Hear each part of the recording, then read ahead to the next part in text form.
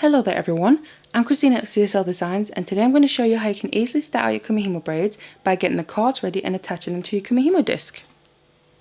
So there's a couple of different ways that we can do this, but regardless we'll first of all need to cut the cord ready. So I have my measuring tape here. Now I'm going to start out where I just use one length of cord per strand in the braid that I need.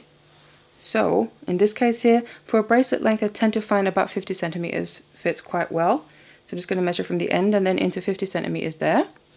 And then what I like to do is to cut it, make it more easy, is to fold it over where that 50 centimeters is, and then keep hold of them, and then I go in and cut through that, like that, and then from now on I just measure the rest of the length with the original one there. So I just bring it down, and then where the first length ends, I make another bend, like that, and then cut that one. And then basically keep repeating this until I have the amount that I need for the braid that I'm making. So I then cut all the cords ready that I'm using here, and in this case I just cut 8 lengths because that's going to work for a regular round Kumihimo braid. And then what I've done is I've made sure all the ends are even there, and then what we're going to do is make sure we kind of secure them in place, and I'm just holding on to the ends on this end there. Then we need to tie a knot, so I'm just going to tie a regular overhand knot with all the cords. Make sure you grab all of them there, and then get it pushed down towards the end of the cords. Also so we don't kind of waste too much of the cord there. Just push it down, still making sure the ends are pretty nicely even. Obviously you need to leave a bit of an end there. So just like that. And then what I always like to do is go to the long ends here and just pull on one at a time. Just to first of all tighten up the knot a bit more, but also there might be a little bit of loose cord within the knot there. So that just kind of gets rid of that. And rather have that little extra length on the long ends that we can use for the braid. So just like that here. And then we have this little starting point that we now need to attach these cords to our disc. So in this case here I'm just using my round disc, but it's the same principle regardless what disc it is that you're using. So what we have is we have a large hole here in the middle of the disc, and that's what we then need to take our cords and the knotted end there we need to put down through that hole. And I have some fingers, I'm holding on to my disc here, and some fingers at the back of it. So I put that knot down through and I just hold on to it to begin with those fingers at the back of the disc, so we can then distribute our cords into the slots here. However, we need to set them up depending on the structure that we're making. So because it's a basic round one that I'm making here, I'm just going to put 2 around that top dot, and then I'm going to take 2 coming out to the side. Now what I also like to do is kind of look where the cords are coming from.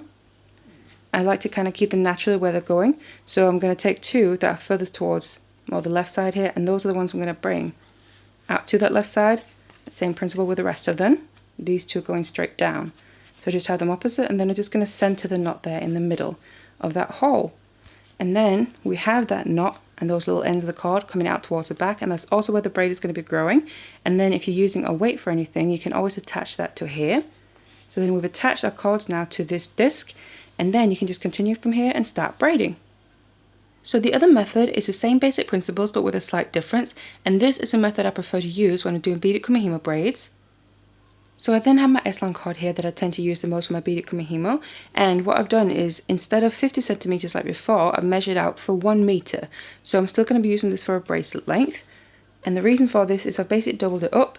So I'm going to measure the long length 1 meter, so I have 1 meter here, and then same principle, I'm going to double this over just like this, and then cut it in the middle there.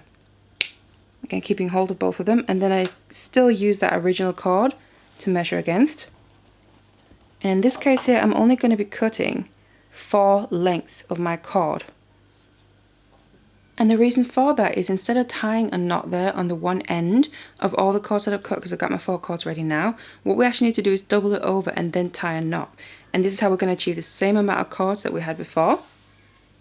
So again, I'm keeping hold of it. I've made sure that the ends are even still. And then what we need to do basically is find the middle of this. So I'm doubling it over by then putting all the ends together again. So just pull them through until both sides there are more or less even. So something like that. And then I keep hold of the middle of the cord, which is right here. We have a little loop. I put my finger on that and then just keep hold of it to make sure I know where that middle is. Then I want to tie a knot right here in the middle. So I just use the 2 ends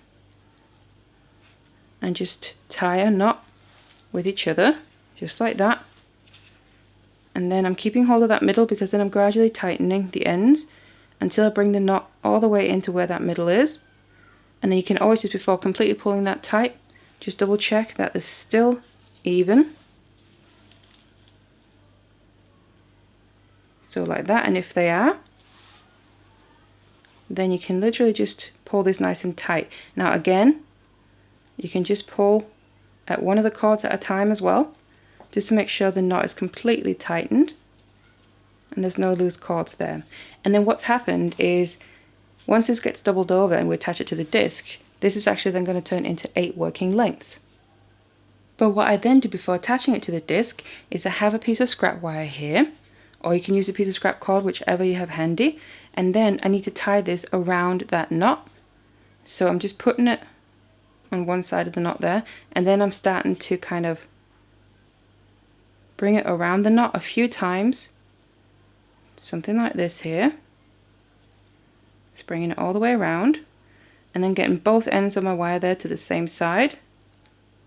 So just bring that one around, and then to make sure it sticks in there, I then just twist the two ends of the wire together around each other like this.